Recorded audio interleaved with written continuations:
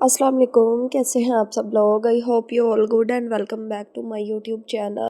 आवाज़ मेरी थोड़ी भारी भारी लग रही होगी क्योंकि 2-3 दिन मैंने व्लॉग इसी वजह से नहीं अपलोड किया था क्योंकि मेरी तबीयत बहुत ज़्यादा ख़राब थी। गला ख़राब, खांसी, बुखार, ज़ुकाम, जो है ना मौसम की वजह से बड़े बच्चे सभी बीमार हो रहे हैं। पहले बच्चों की तबीयत डाउन रही, उसके बाद मेरी अपनी। और यहाँ पे एक नई टेंशन हमारे लिए बन गई थी, वो ये कि बेड हमारा जो है ना वो सेंटर से टूट गया था।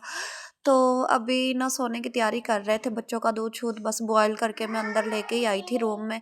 काफ़ी दिनों से ना ये मुझे ऐसे आगे की तरफ ना वो लग रहा था कि जैसे गिरने वाला है, बेड गिरने वाला है, लेकिन फिर ना मैंने इसको इग्नोर कर दिया। अभी दूध शूध बाहर लेके चलते हैं।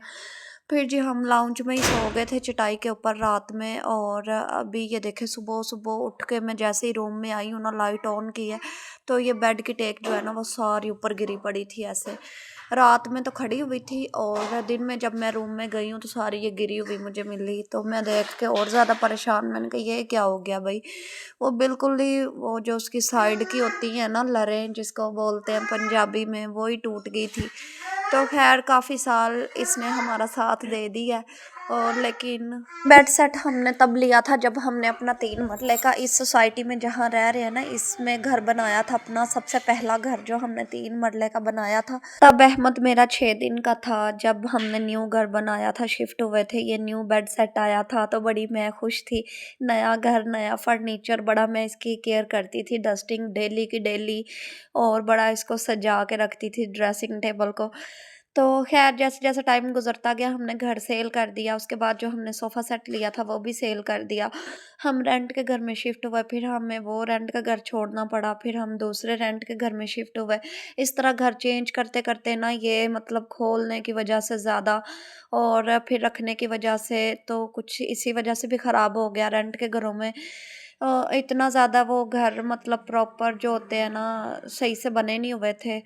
तो कुछ सैलाब की वजह से तो ये लकड़ी गीली होती है ना जो उन्होंने बने रखे होते हैं पोशिश वाले, ये देखने में हमें इतने प्यारे लग रहे होते हैं लेकिन इनके पायदार नहीं होते, मजबूत नहीं होते। तो खैर फिर भी काफ़ी टाइम निकाल गया ये और अब आके ना ये टूट गया बेड।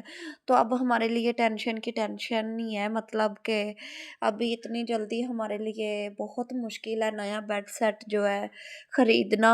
हमने तो सोचा भी नहीं था, सोचा हुआ था लेकिन इतनी जल्दी का नहीं सोचा हुआ था। सोचा तो ये था कि हम चेंज करेंगे टाइम के साथ-साथ ना। जैसे अब हमने ये अपना नया घर बनाया है, इसमें शिफ्ट हुए हैं, सोफ़ा सेट अब हमने न्यू लिया है, तो मेरा दिल था कि मैं ना रूम का फर्नीचर भी चेंज करूँ।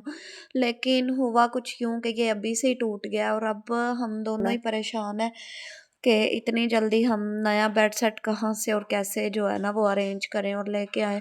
ख़ैर इसको हफ़्ता हो गया ये ऐसे ही टूटा पड़ा हुआ है रूम में। रूम में हम जाते ही नहीं है, ना ही सोते हैं।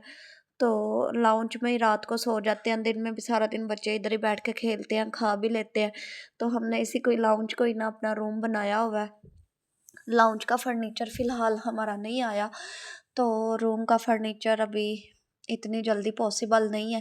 तो मेरा ना चावल खाने का इतना ज़्यादा 2-3 दिन से दिल कर रहा था। एक गला ख़राब है, डॉक्टर ने चावल खाने से मना किया हुआ है, पराठा वग़ैरह।